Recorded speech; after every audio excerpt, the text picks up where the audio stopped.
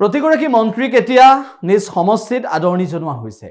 নতুনকৈ 4 গৰাকীয়ে মন্ত্ৰিত্ব লাভ কৰিলে। বৰাকৰ পৰা কৃষ্ণেন্দু পাল আৰু কৌশিক ৰায়, ডিব্ৰুগড়ৰ প্ৰশান্ত ফুকন, ডুমডুমাৰ ৰূপেশ গোৱালা।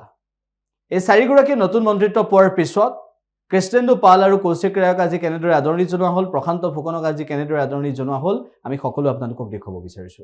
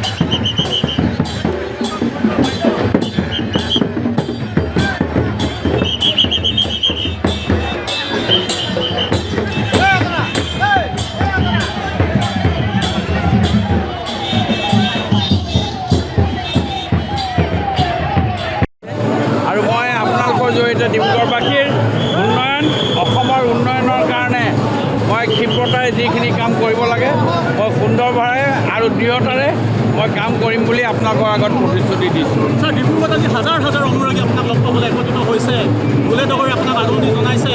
ডিব্ৰুগড়বাসীৰ লগত থকা, ডিব্ৰুগড়বাসীৰ প্ৰতি থকা মৰম স্নেহ আজি তেখেতসকলে প্ৰতিদান হিচাপে দিছে। আজি বহুত বছৰৰ মূৰত, প্ৰায় 42টা বছৰৰ পাছত ডিব্ৰুগড়বাসী ৰাইজে আজি এজন মন্ত্ৰী লাভ কৰিছে আৰু সেইকাৰণে মুখ্যমন্ত্ৰী মহোদয়ক মই বিশেষ ধন্যবাদ জ্ঞাপন কৰিছোঁ।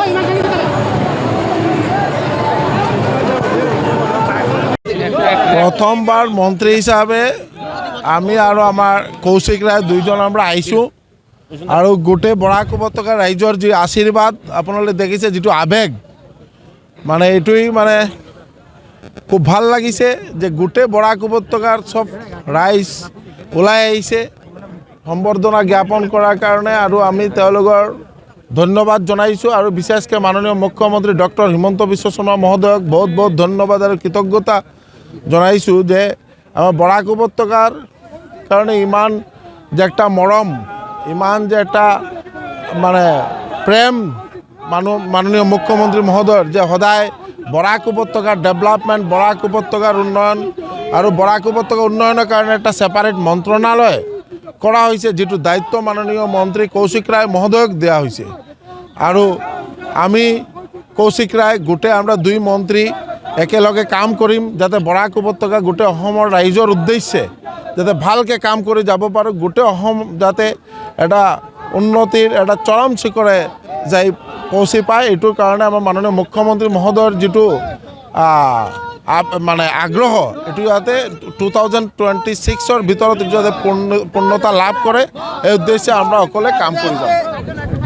প্ৰথম বৰাকত আহিছে? যোৱা 7 তাৰিখে আমি শপত গ্ৰহণ কৰিছোঁ আৰু তাৰপিছত আমি আমাৰ কাৰ্যালয়ত এই দপ্তৰ মাননীয় মুখ্যমন্ত্ৰী ডক্টৰ হিমন্ত বিশ্ব শৰ্মা ডাঙৰীয়া আমাক বণ্টন কৰিছিলে। এই দপ্তৰত আমি দায়িত্বভাৰ গ্ৰহণ কৰিছোঁ আৰু গ্ৰহণ কৰাৰ পিছত আজি আমি আমাৰ গৃহ জিলা মই আৰু আমাৰ সতীৰ্থ মন্ত্ৰী কৃষ্ণেন্দু পাল ডাঙৰীয়া একেলগে আমি আহিছোঁ।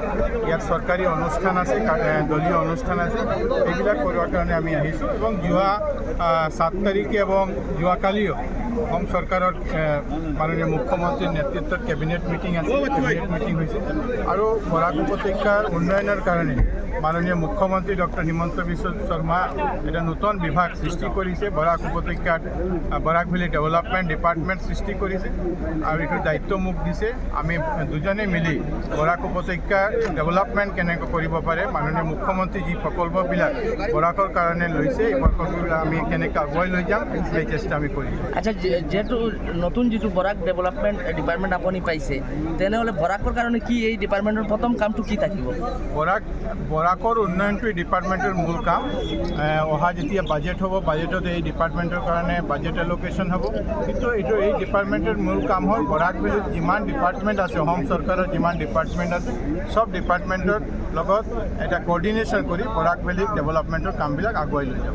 শিলচর গুয়াহাটি যোগাযোগ ব্যবস্থার উন্নয়নে আপনি কি পদক্ষেপ নেবেন? ইতিমধ্যে অনেকগুলো প্রকল্প কেন্দ্র এবং রাজ্য সরকারের তরফ থেকে নেওয়া হয়েছে। অনেকগুলো 4 লেনিংয়ের কাজ শুরু হয়েছে। আর কয়েকদিন আগে আসামের প্রথম এক্সপ্রেস হাইওয়ের কথা মাননীয় মুখ্যমন্ত্রী গুয়াহাটি টু শিলচরের কথা ঘোষণা করেছে। আমরা এই যোগাযোগ ব্যবস্থা থেকে শুরু করে বরাকের উন্নয়নে যা যা করার প্রয়োজন আমরা দুজন মিলে বরাকের জন্য কাজ করব। নিজের যে বিভাগ আছে সেই বিভাগের সাথে সাথে বরাক ভ্যালির অলরাউন্ড ডেভেলপমেন্ট যেটা সেই ডেভেলপমেন্টের দায়িত্ব আমরা পালন করব। Thank U.